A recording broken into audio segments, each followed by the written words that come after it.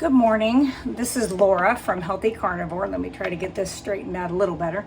I'm just going to show you what I'm making really quickly. I am a carnivore, have been for over 4 years. I've been lion diet, lifestyle, whatever you want to call it, for over a year, which just means I eat ruminant meats, lots of salt, lots of fat, and water. That's what I do. So I'm just going to show you a recipe that I make. Very simple. You can save bones from when you cook, let's say like porterhouse, any kind of roast that come with the bone in it. Save those bones, put them in like freezer bags, save those up, and you can do this with very minimal amount of bones, okay? So I'm going to show you, I had made beef ribs a week ago maybe, so I had saved all the beef ribs. So I'm only going to put, I don't know, I might do 4. I think I'll do 4. So I'm just putting those in a saucepan. Now I do this when I have the day off. Doesn't mean I have to stay home the whole time, because I'm not good about doing that. So far I haven't burned my house down, but I do have a gas stove, so I'll put it on low and I will just let it cook. I'll let it do its thing. So let me grab my water pitcher, okay, to add filtered water. That's what I use. I'm not saying you have to. If you've got good clean water, then that's good, because not many of us do. I think I have to change this filter next week. And this pitcher does leak. I do not recommend it. Excuse me. It works good for doing what you need it to. Excuse me, for filtering. But it does leak. Every time you go to pour something, it leaks. So this is what I make my husband's coffee with. I think a little more. I just like to make sure that I've got a couple inches of water over the top of your bones, however many you're using. And you can do this in a great big stew pot if you're wanting to make and can a large amount. You can do so. Get that out of the way. I am using salt. So for this amount, it's going to be probably 32 ounces of broth that I'll end up with. This is not scientific whatsoever. I'm not big on following measurements on food stuff. When I make I'm getting ready to make some candles, some tallow candles. I'm so excited. Beeswax tallow candles. So I'm getting ready to do that. I am super excited to add that to some of the stuff that I use and some of the stuff that I am selling. This is Bragg's apple cider vinegar. I do not buy this anymore. This bottle, I believe, if you go by the expiration date, it was expired 2 years ago. So I've probably had this one for 3 or 4 years. So it's prior to the elite people buying it and ruining it. So I do a little measuring cup worth of apple cider vinegar. I think there is a company out there called White House.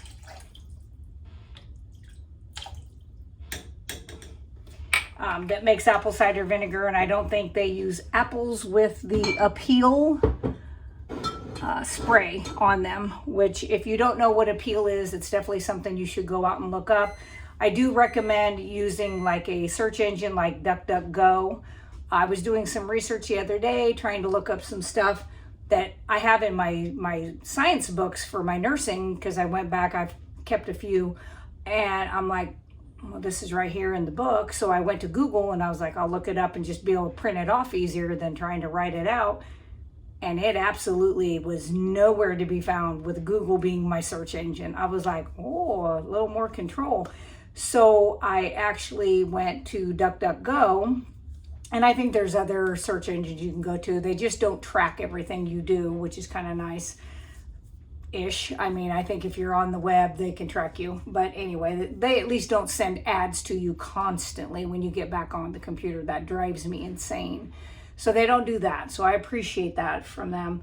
But anyway, I went out and I typed it in, and I had study after study after study show up on this stuff. And I was like, that's exactly it. In fact, one of them was cited in in my nursing book. I was like, okay. And I was like, but you can't go out and just Google that and find that anymore. And it's like, who's running Google?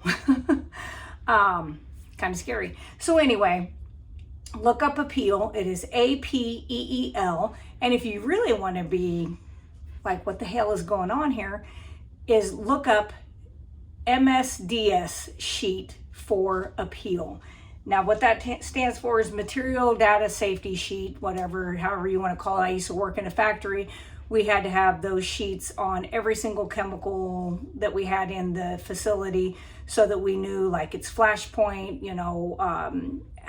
like its explosive point, corrosiveness, how to do safety and aftercare if you got that item on you. It's pretty appalling what you have to do just by picking up like an avocado, apple, pear, peach, anything that's been sprayed with this Apeel. Just what you should do there. And I feel bad for the little people in the field that are spraying this stuff on, because they really should be full on, head to toe, completely covered with hazmat suits. And I highly doubt that's being done. I could be wrong. That's just a opinion. I don't believe that's happening, which is sad, which is probably why they just keep letting more people in so they can have steady people to do that too, which is horrific. It's horrible that they would do that. But what other reason do you have? So anyway, I'll get off that soapbox because we do not have time to listen to me go on about that forever, because I could. So then the next thing you do, you've done your salt, you've done some apple cider vinegar to help bring out the minerals and stuff into the broth that you're going to be making with those bones. And like I said, I just did 4 of the rib bones. So I'm going to put these back in the fridge or freezer. The next thing is, I had to think about where I did put this when I was done cleaning. So then I put the lid on and I just turn the heat up. To begin with, I start with like a medium high to kind of get it up to not quite a boil, but just kind of below that. And then I will turn it down to like a low simmer, and I will leave that until this evening. So, 10, 12 hours. Yeah, probably 12 hours is what I will do. And then, what I do after that is I put my glasses, I dry them out because I've cleaned these. I'll dry those out and I will set them down in really hot water in my sink. You never want to put hot anything into a cold jar, because if you do that, the bottom can absolutely just pop off and then you've ruined your thing. And if you're a prepper, these are worth their weight in gold. So I will pour that in there. Then I put a new ring and lid on them. I turn it upside down with that on. Make sure you've dried your rim before you put your thing on there. Turn it upside down for a few minutes. Let that ring get really warm because it's got the little seal in there. Turn it back over, let those cool, and then I do put mine in the fridge because mine's not going to last. I'm going to utilize it very quickly. So I just put mine in the fridge, and then like every morning, if you're used to having coffee and you're going to carnivore, this is a really nice thing. You can kind of take yourself off of coffee, put yourself having like hot bone broth in the morning. You could add extra fat to it. Salt, you could add collagen powder if that's something you do, and just kind of blend that up and drink that in your coffee cup. It just helps you get over that using coffee. And some people still drink coffee and it does not affect them at all. And we're all individuals, so we get to, as we get to adult, we get to choose that thing. There's not a lot of things we get to choose that we do. So that's what I will do. If you are going to do bone broth and you want to preserve it, then you do have to pressure cook that, okay? So you will have to have a pressure canner, and you'll want to follow those guidelines. I believe it's an hour and 15 minutes to pressure cook, can, whatever you want to call it. Any low acid food, bone broth, meats, green beans. Not saying you're eating green beans, but I still can green beans for my husband.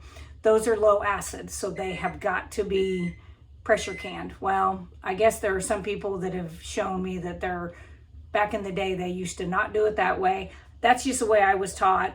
That's the way my mom has always done, my grandma, everybody. Low acid food, I have just always done that. I don't want to get botulism. You're not going to, because you would smell it when you opened it up. It would smell like a dead body. So anyway, I would can it if you are going to preserve this for a long period of time. I do have some in my prep room next to like my canned butter, my cold packed beef, deer, lamb, chicken, pork, fish. So I have those things in there, so you could do that. But for me, I'm just probably going to have 2 of these in my fridge, and in the morning, if I feel like I need a little boost of fat and energy, I will put that in a coffee cup and use that. So I don't really require that very often. Today I did steak bites with fat bites.